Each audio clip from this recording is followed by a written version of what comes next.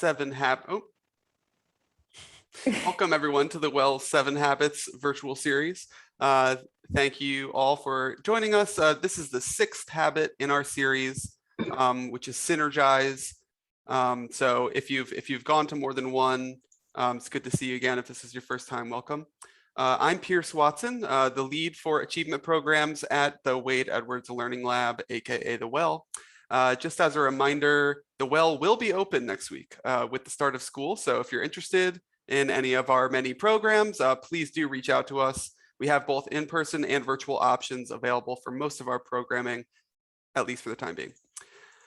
During the session, our guests, Kate and Jack, may ask you some questions. If you're feeling brave, please feel free to turn on your camera and answer. We encourage you to, but you can also use the chat box for any comments or responses.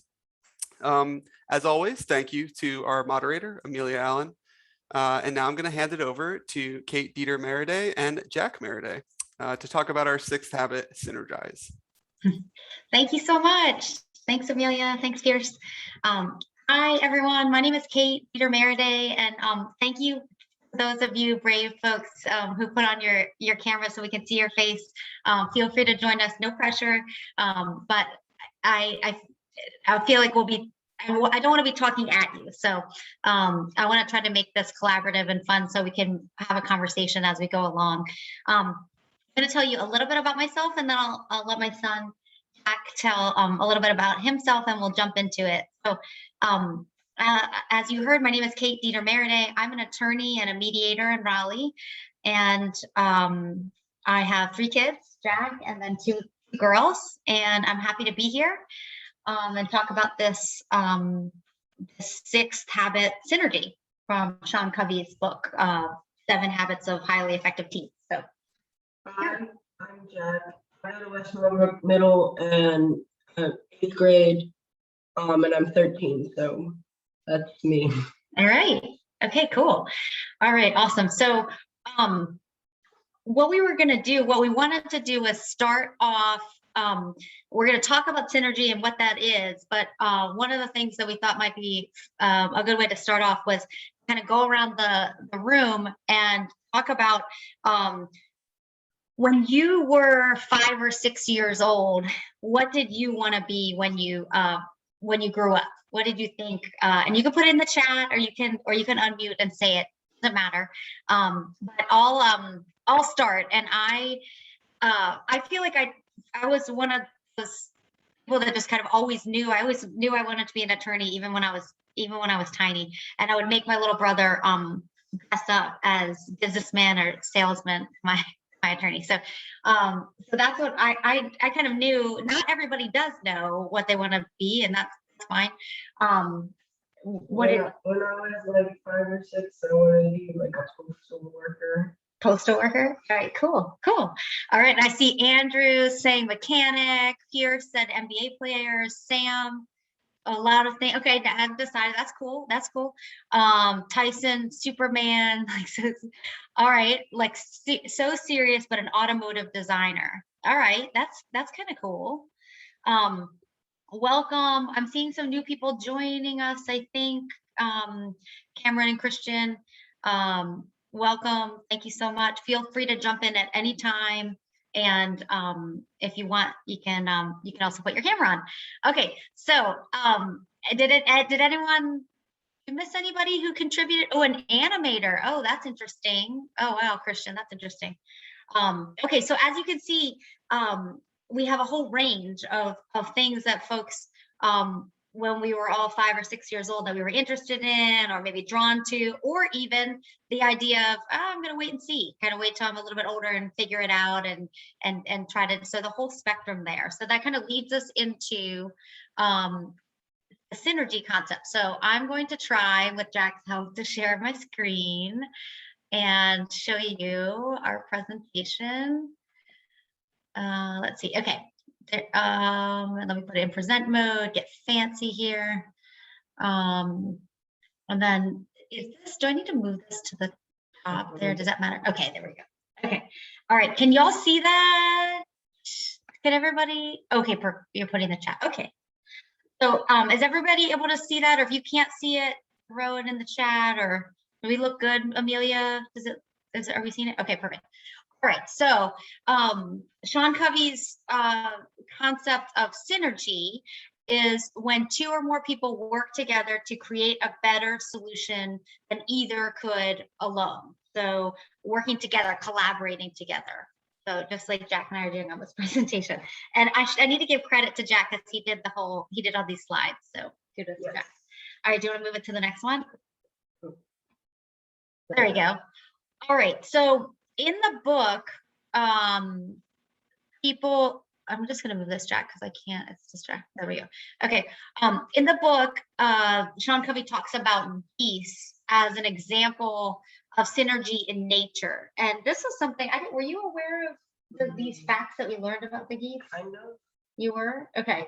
Well, we did some reading to prepare for this presentation. And so we learned a couple things about geese and about synergy and how they illustrate it. So we're going to talk about it now.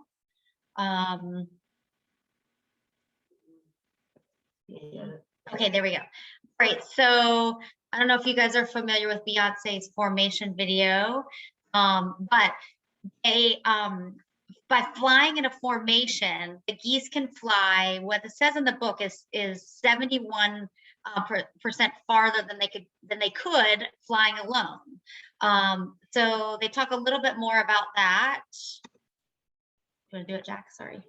And they describe it as when they're in their formation, the lead goose, as the lead goose gets tired, then it rotates to the back of the V, and then another one goes ahead to take the lead. So evidently pelicans, I almost said penguins, but pelicans do this as well. I don't know if you all see pelicans at the beach that do this. And also bicyclists or runners, where you're drafting on the person in front of you, and there's a whole scientific concept that relates to wind, and it's pretty interesting. So, okay, so the next one. Okay, so this is, do I describe who this is? Who's the picture? All right, so that's my cousin, and her name, and we call her Goose. That's our Goose. That's our Goose, Lucy Goose, and she is wild. And so, the first 4 months of COVID, her dad my brother, as a nurse practitioner in the ER in Philadelphia. So he's on the front line with COVID stuff. So for the first 4 months of COVID, Lucy Goose and her sister lived with us, and she was always getting into something. So we'd say, the goose is on the loose, the goose is on the loose, where is she? So we thought she would be a good illustrator, because she's also quite loud. And so we thought, and we love her so much, she's awesome. So we thought she would be good to illustrate this slide, which is one of the other things that the geese in the V formation do is the geese in the back honk to pump up the geese in the front and encourage the geese in the front so that they can have more power and keep going. So Lucy Goose does that a lot too. She likes to honk and run around. Okay. All right. So do you want to talk about this one, or do you want me to talk about it? Okay. So synergy isn't a compromise. It's more of other people's differences and celebrating it to your advantage or to the group's advantage. And you need to create teamwork, and you need to be open-minded. And Okay. Yeah. Good. Right. Awesome. So yeah. So not just sort of, as Jack said, tolerating teamwork or oh, okay. You need to get closer to the mic a little bit. Okay. So not just tolerating differences and diversity, celebrating it, and really focusing on it to everyone's advantage, right? Yeah. Okay. You want to do the next slide? Okay. So this, is anyone in the group, is anyone familiar with this hashtag? We are all in this together. This is something that's become popular throughout the pandemic. And in the beginning of the pandemic, I was sort of grasping for ways to feel connected in my community. And so I made these signs in our neighborhood, and we took them around to everybody, and we all put them in our windows, everyone in our neighborhood. And it's felt like it might be another type of illustration of synergy. One of the things that we're working on right now with the vaccine effort and with masking is that everybody becoming a team player and getting on board with what's recommended for the benefit of the group. I thought that was a good example, something we're living right now, and hoping that we can get more people to have a synergistic mindset. So, okay, I'm gonna stop sharing here. And okay, first I just want to check in. Anybody, you guys still with us? Anybody have questions? Anybody about anything that we just talked about, or any did it spark any thoughts of other examples of synergy that you might be familiar with or thinking of, or if not, we can keep going. Well, I will say that I did not know that about geese, so I learned something new tonight. That's Oh, fascinating. thanks. Yeah, I learned it preparing for this program, and I thought it was really interesting. So okay, great. Well then, one of the things, and do all the students have access to the Sean Covey book or the materials, or is that? I wasn't believe sure. so. Oh, Sam's saying yes. Yeah, I think that Regine sent copies out to quite a few Okay, people. she did send us a PDF that had the, okay, all right, so I think so. guess everybody, all right, so one of the things that you could do if you're interested in learning more about the synergy is to go to, I think it's in the book, it's page 187, and it had all these different traits like imaginative, investigative, realistic, analytical, critical, et cetera, and you go through and you rank for yourself what feels, are you pulled in one direction or another, and then it tells you, you add up your scores at the end, and then it tells you, okay, are your natural abilities for planning or fact finding or organizing or whatever. And then it also talks about things that might be ways to sort of improve your ability to synergize with others. So I thought if afterwards, if you guys wanted to learn more about it, that you could check reference 187 and do that little quiz. Jack and I both did it, and so I was a grape and a melon, and he was an orange and a banana. So anyway, if you read it, you'll know more exactly. Yeah, that's it. Page 187. So all right. So I thought Pierce, I'll take your lead on if you want. I have a couple other things I can throw out, sort of questions. Yeah. For the group. So I have a few questions. Okay. Of course, if anyone has any questions at any time, please feel free to ask them via the chat box or via your camera. But yeah, so where in your life, and I'll direct this towards Jack, where in your life do you see yourself utilizing this habit the most? So we talked about these ahead of time, Pierce, and I was gonna field this question if that's okay. Go for it. And he was gonna field the next one. Okay, cool. Sounds good. Okay, so since I'm a mediator, this one was more natural for me. So I should step back and see. Do y'all students, do you know what a mediator does? What's a mediator? Does anyone in the room have any idea of what that means? I can't tell if someone. Okay, Sam says no. All right, cool. Thanks, Sam. All right, so I'll describe it. So what I do is I help people. I work, since I'm an attorney, I work with people that are involved in lawsuits.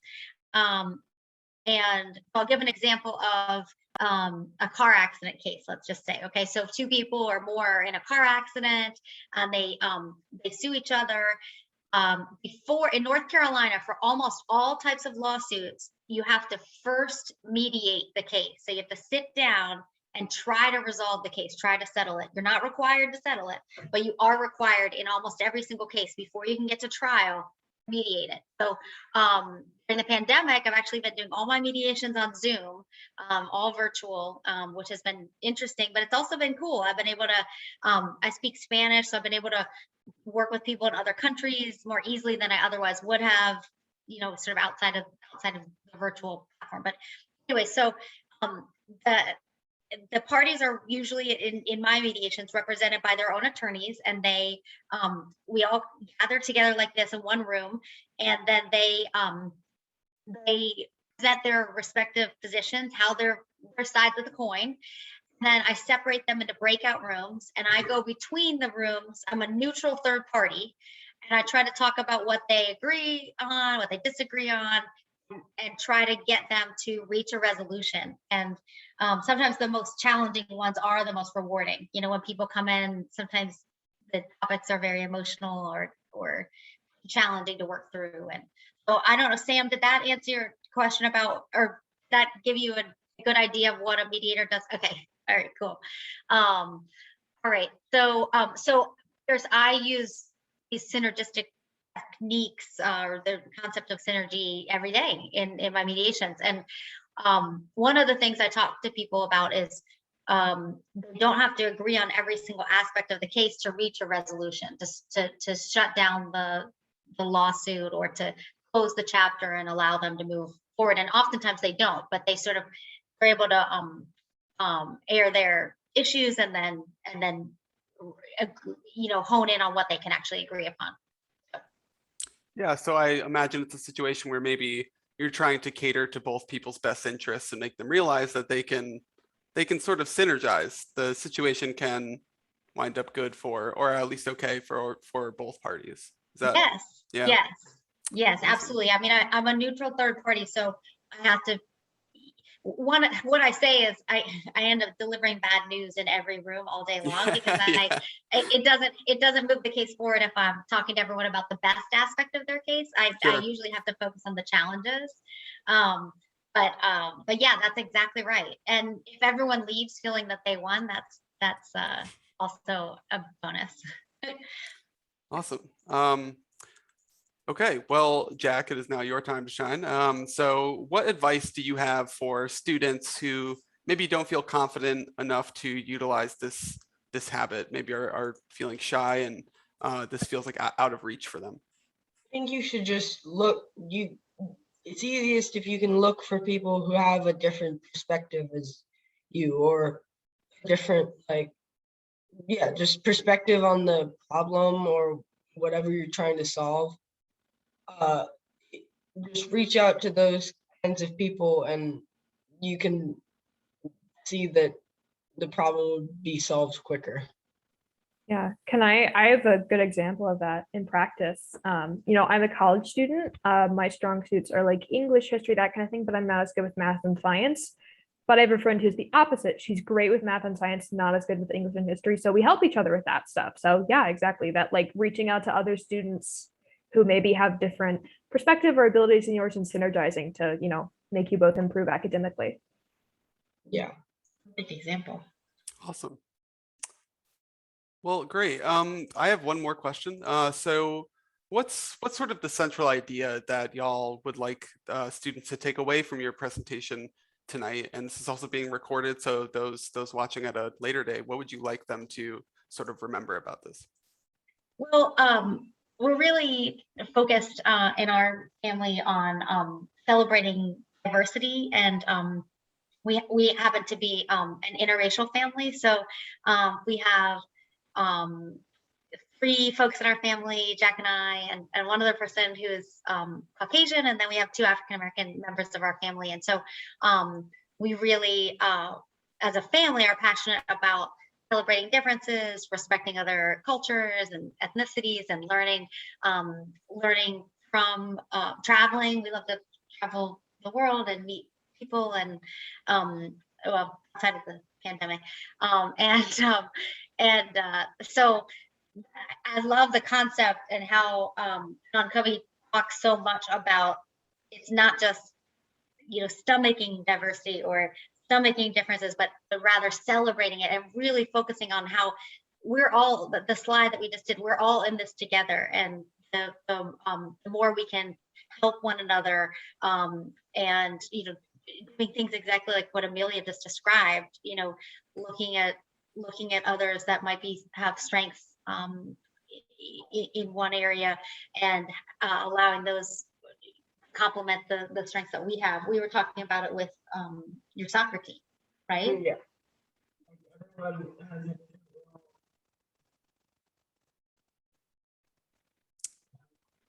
We can't quite hear you, Jack. Yes, Sorry, so speak up. everyone has a different role and is better at different things, and it will help the team succeed if you work together. Right on the soccer team. Yeah, we were talking about that.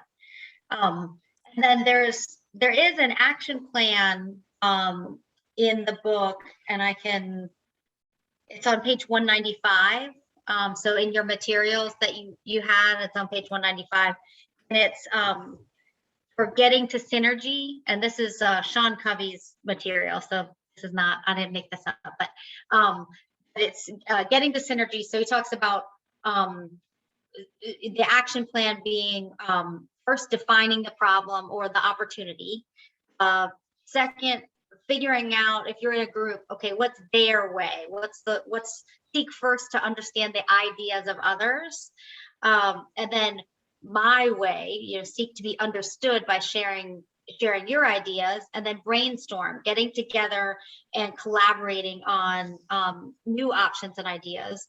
And then highways, how he characterizes finding the best solution. So working together to find the plan that's best. So I've actually been doing a good bit of this type of work even outside of my mediations. For the last 5 years, I've been working with folks in law enforcement and folks in African American community to try to build and strengthen relationships. We've been doing that through dialogue, in person, and then also some virtual. And a lot of these concepts of synergy really apply to that, in terms of listening to be speaking to be understood, and listening to be heard. And that concept of trying to gain an appreciation for the other person's perspective. So maybe think of that a little bit too. Yeah, I loved the soccer example, and especially the idea of our shortcomings, or things like as sort of opportunities rather than issues or problems, in the sense that, if maybe you aren't the best passer on your soccer team, but you're really good at making goals, shooting goals, but someone else on the soccer team is really good at passing but isn't as good at making goals, then hey, now y'all can really work together and form a really compelling team. So I think that's an opportunity that maybe you wouldn't see if you were so focused on the fact that you weren't as good at that other thing. So yeah, I love that. Love that example. Yeah. One of the things that we've been doing in our meeting, when I've been having board meetings, not so much in mediations, but is we've been kind of going around and doing connecting exercises, kind of like what we did at the beginning. What did you want to be grow up? What did you want to be when you grow up? So we had one that we can use at the conclusion, or I don't know, do the students ever, does anyone have questions, or you guys still with us, or Does anyone have any questions for Kate or Jack? You can unmute yourself to ask, or you can just put it in the chat, whichever you're more comfortable with. I can throw out one of those. One of those we were going to do is, if you could be anywhere in the world, you'd travel anywhere in the world tomorrow. Okay, no question. All right, thanks, Andrew. If you could travel anywhere in the world tomorrow, and money's no object, there would be transportation's no issue. Where would that be? Where would you want to go? if you go anywhere out. And I'll start. We once went to this really incredible place called Massa Lebrance in Italy, and I love it. And I can't wait to go back there someday safely. Oh, Japan. I would also say Japan. Oh yeah. Ah, we got two from, okay. Sorry. Interesting. Ah. Okay, so Japan's a popular. So Jack and I were just in Barbados a couple weeks ago, and we met this really interesting recent college graduate who is moving to Japan, and we got to learn all about sort of why he was moving there. Very interesting. Yeah, and what did you? Anything? Do you remember talking to him about anything in particular, or learning? I remember the town he was moving into it seemed really interesting. There were like 300 people in it. It was like a mountainous area. It seemed really pretty. He showed us pictures and yeah. Yeah. So, oh wow. Okay. Interesting. Wow. Japan's a really popular one.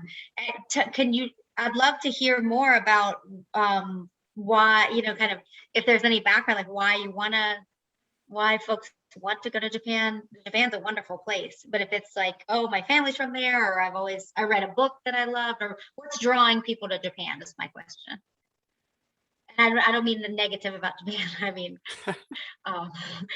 curious. Oh, I really like, that's what I mean. That's exactly what I mean. Yeah. Okay. You really like cars. Okay. Oh, wow. Interesting. So there's maybe a specific type of car there that you want to, okay. Interesting. Okay. Amelia's studying Japanese Buddhism in school. Okay. Yes. Tons of sites. Okay. History, Christian saying, I would also love to go to Japan. Tons of sites, and I'd love to learn the history of some of my favorite video game franchises that originate from there. And I think Christian said that you wanted to be go and be an animator, I think, or a graphic designer. Oh, Jack's moving an animator. Okay. Nice. Okay. Andrew's saying the drifting culture. Okay. All right. Like drifting with the car. Okay. Nice.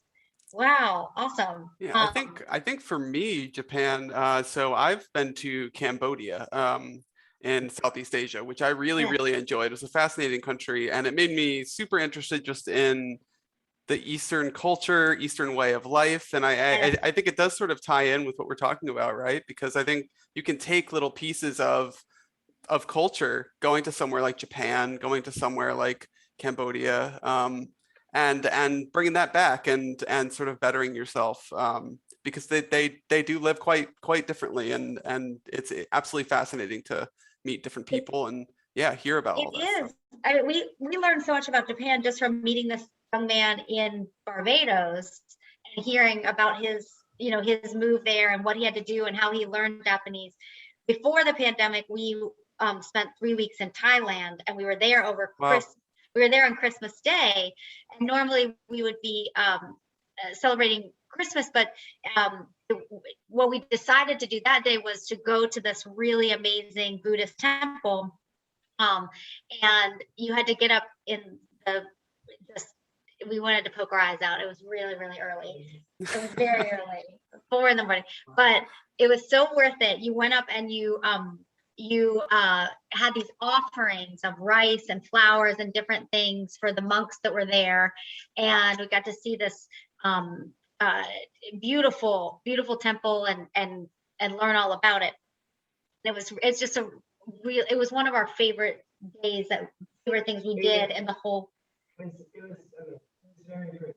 Yeah, it was cool. It was really neat. It was gilded, and all these buildings were gold. The reason I'm asking these questions, like what did you want to be when you grow up, or when you were 5 or 6, or where, if you could go anywhere tomorrow, where would you go? And the reason I'm asking these kinds of questions is because it illustrates a way to have synergy with people. You might, I wasn't expecting almost everyone to say Japan. And I think that's neat. That's cool. You're learning different things about people that are in this room right now, in the same way we would have if people said, Cambodia, Puerto Rico, Mexico, whatever. Then you'd learn, so there's some different preferences and some different different ideas and the basis for that. So at any rate, that's why I was trying to do some of these connecting exercises, because I do think it illustrates. So, you know, it's something that y'all can do in school and, you know, at the lunch table, you know, so you know, ask a question about, you know, hey, what's your favorite food, or what's your mom or dad make that's your, you know, on your birthday, what kind of dinner do you request or whatever. You learn so much if you throw a question like that out. You learn so much about people. I had a board meeting with about 50 people, and I asked everyone in one breath to say what was the first concert they went to. And so and it was a huge range of ages and backgrounds and everything, and it was so interesting because we saw there were tons of connections, like a spider web, and then there were some that were just completely you know, everything from the symphony to Janet Jackson to whatever. It was a neat thing. So anyway, I would encourage everyone to think about using some of those simple tools to learn about one another and you know, have some synergy.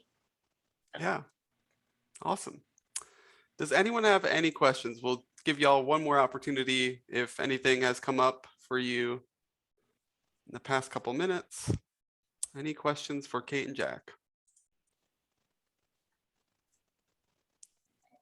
And I mean, we could do, if you want, I mean, I don't know if it We can- matters if we end or if No, yeah, we can end I mean, if there's no questions. I think this has been awesome. I know I've learned a lot.